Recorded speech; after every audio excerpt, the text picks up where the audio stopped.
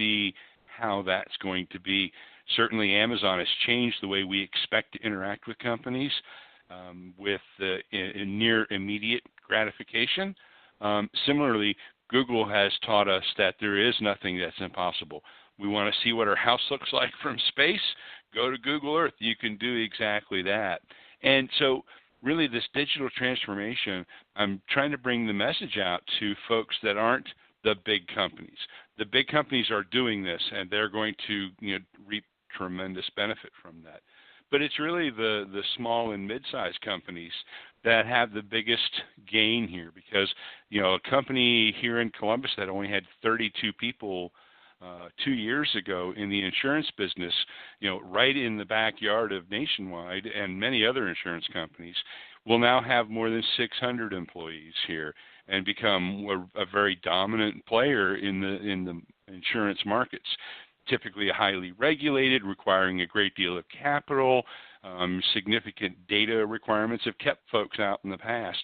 But with the democratization of the assets of the cloud, free money nearly, and the capability to really compete globally is enabling folks to reach out. And I foresee a day when it won't matter where you work. You can be a former coal miner in Appalachia, or you can be a farmer that's in the off season, and you can play on the stage of technology because it comes into our homes. And so that's the real opportunity of our companies to really refocus on how we treat our people. And we can create a virtuous cycle with technology and the way our culture is moving to do the right things for the right reasons. It used to be that companies that had a very touchy-feely thing going on were regarded as maybe a little bit different. Now we look out in Silicon Valley and we find out that bringing your pet to work, having daycare right there, providing services not just to the employee but to their family enables those employees to focus even more on their work. And by automating some of the routine, mundane things and eliminating that from their work, don't have that crunch of time, and they can be more engaged in their work, and as a result become more creative and more innovative. And we see then becoming this virtuous cycle of we invest in our employees, we care about our employees, we are authentic leaders with our employees, and we build this environment of trust, and we see benefits from it personally and professionally. And it's really cool to see our culture and our technology and this opportunity come together and being embraced by companies, that make it very clear. When we see companies like Capital One and Nationwide Insurance, that embrace these, what really looks like a feel-good campaign because it makes fiscal sense. It just makes it all really come together. And I'm super excited about that. And, I like to get out and share that with folks and help businesses, look at IT with fresh eyes and, look at it as a business enabler, not another cost. Yeah, because one of the things that I'm sure that you probably run across in everything is that there's so many opportunities to make money through the internet. Like you said, you mentioned the things like the cyber currencies and things that are out there, the Bitcoins and things of that nature. But I'm wondering, how are people identifying with that, and are they actually finding that this is actually working for them? Because I know a lot of people think that that's a great way to make some money, maybe even some side money, but then there are a lot of people that question, how authentic these things are and whether you can actually turn any kind of money around if you're using these kind of things like Bitcoins and cyber currencies and things of that nature. But you've been working in the field, so when you talk to people about some of these things that are going on, and there's also been a push for people to do a lot of at-home work. Like I said earlier when we first started this show, I work at Measurement Incorporated, which is a grading company. They do test grading, and a lot of our people that are doing this are also doing it remotely, which means they have the benefit of being able to work from their home and just do it at their pace, at their time. I've also got a friend that's a professor, and that's one of the things that she talks about is that she loves the fact that she can do a lot of her work from home, but then that can also create other dilemmas, because sometimes if you're working from home and you don't have that boss in front of you, then you also sometimes that time management thing becomes an issue. So some people, I guess, work better in the comforts of an actual more structured environment, but we all kind of like want to make the money through some of the things that are available through the internet and through digital times. So I was just wondering, some of the things that you talk about when you go out and talk to people about these things, are these some of the issues that you have to deal with? I don't get involved in those too much. I certainly know some folks who have done well with some of the cryptocurrency sort of thing. It's like anything else. There's an investment up front. You have to do the work, and you have to make sure that you're playing the game the right way. But it's certainly not for everyone. However, what we do see is that you're absolutely right. The flexibility that folks have, to work from home, and sometimes working from home isn't necessarily the right answer.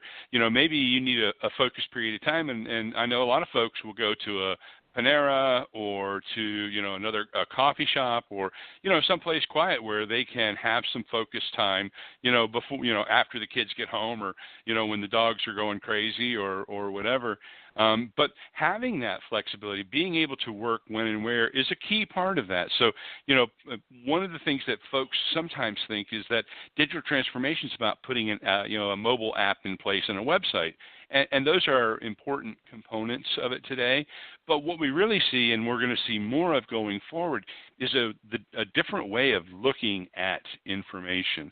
As we see things like the Internet of Things come together, and the convergence of a lot of the kinds of technologies between, what's on our phones and maybe our watch, and what's in our car, and where we watch the movies or videos or other sports or other entertainment, we'll see those become even more integrated and become more seamless. And so in those instances, we're going to see less of an abrupt change from the environment that they're in.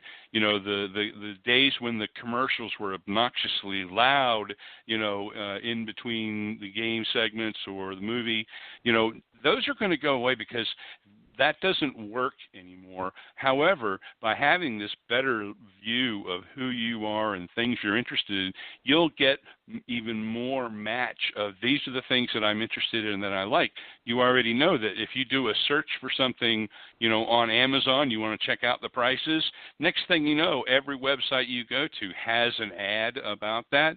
We're going to see even more of that kind of personalization, which is great on the consumer side. But on the selling side, on the service side, on the business side of that, we have to be able to play those games and do it right and do it responsibly, because we know that few things will hurt a company more than the kinds of data leaks or privacy issues that so many companies have had. So putting in place on the back end, a very secure system with automated testing, and the ability to turn on and off features, some of the things that have made Amazon so good at what they do.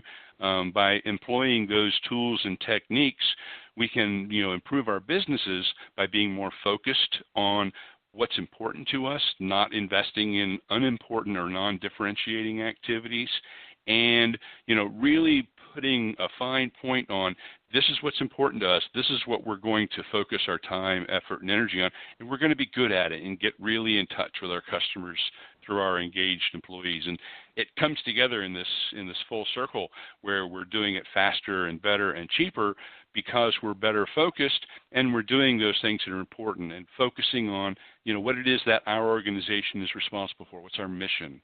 How are we delivering on that? Yeah, because one of the things that I've noticed, because we've got, I believe it's Union Member House and WeWorks, and there's a couple of others as well. But one of the things that you just mentioned is that a lot of this kind of new growth has created these kind of like workspaces that are popping up all over the country. Like I said, I mentioned two of them that are here in the Durham area, but they're just popping up, and they are kind of what you said. They're spaces where for a fee you pay, and they may provide some programming of some sort, some programming like around maybe some lectures, some seminars, bringing in some speakers and things of that nature. But the main real purpose is doing a lot of networking, and also a lot of time that you can do that office work in a more relaxed kind of environment than you might in an office, but not as unstructured as you might if you were doing it at home. Right, a little more focus, and a great place to have a professional meeting, to meet with your colleagues. And, it's really nice that you can collaborate with folks around the world. Companies have been able to do that for years with video conferencing, but it was expensive and required special equipment.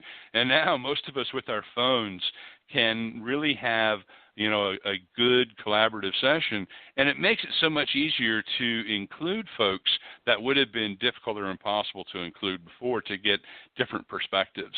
So it's really been, a great thing for so many reasons, and it's been exciting on my side. I started off on the business side, then went to IT, and now I'm circling back to the business, because it's time for the business to sort of retake IT, just as we did, kind of moving the other way in the past. And it's great to be able to help folks see that the technology is now at a place where they understand it. It's the same things that they're doing for their own time, they're now doing at work, and they're able to focus on the things that make them special and unique. Now, one of the other things that has come up in this show in the past, and just in conversations I've had with friends and everything, is that to some degree, the digital community and the digital technology that we have seems to be further the whole concept of democracy and helping us become even more democratic and helping us communicate with people. But at the same time, a lot of times we're so much engaged in the computer that we're talking to people. And a lot of times we're even doing a better job of talking to, say, a client or a friend or an acquaintance in India than we are in our own next-door neighbor. So I was just wondering, is that something that you've had conversations about in even some of your discussions? Because I know that that's one of the complaints that people have about this kind of like the ways that computers are taking over and not influencing our life, is a lot of times we're becoming friends with these people, which is great for business, that might be in Timbuktu and that we may never meet. I mean, hopefully we get some money and we get to travel to see them, but there's a good possibility that we may never meet them, and that we may not know our neighbor that's literally right next door if we're in a house or in an apartment at all. That's absolutely true. As you mentioned that, I literally watched the folks across the street from me come out and realized that it reminded me that the couple that I knew that lived there this time last year had moved, and I haven't met these new folks other than to say hello and shake their hand in the street. But, we've never had a cup of coffee and we've never talked to them. And yet, there are folks that I work with almost every day, on both coasts. So you're right. And I think it's something that we're going to have to continue to work on. It may be a little bit like when you get, something new and it's got the novelty and you're all about that for a minute. And then after a little while, something else comes along and you get distracted into that, and, it then gains a little bit more perspective. And I think we may see folks, I love some of the public service announcements I see now about, putting the phones down, about, having, dinner together. And I think it's, part of the maturity of our culture. We'll see Facebook be a little bit less of a big part of our lives in the future than it has been in our past. The same with the phones. And I think what technology will enable us to do is to pick and choose the right moments. And by, automating a lot of the routine, mundane work, like if you're in a company doing expense reports or status reports or those kinds of things that really we have the technology to generate without, the need for someone to sit down and write that, we can share that information in a real-time way. It's much better. We don't have to spend that time that's not very valuable, with the results.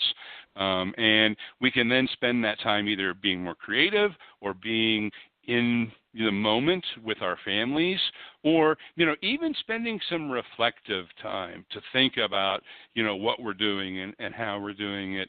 And, maybe come to some conclusions about how we can do things better. And that's what I really hope to do, is to give people the ability to focus on those things that are important to them and automate those things that are not.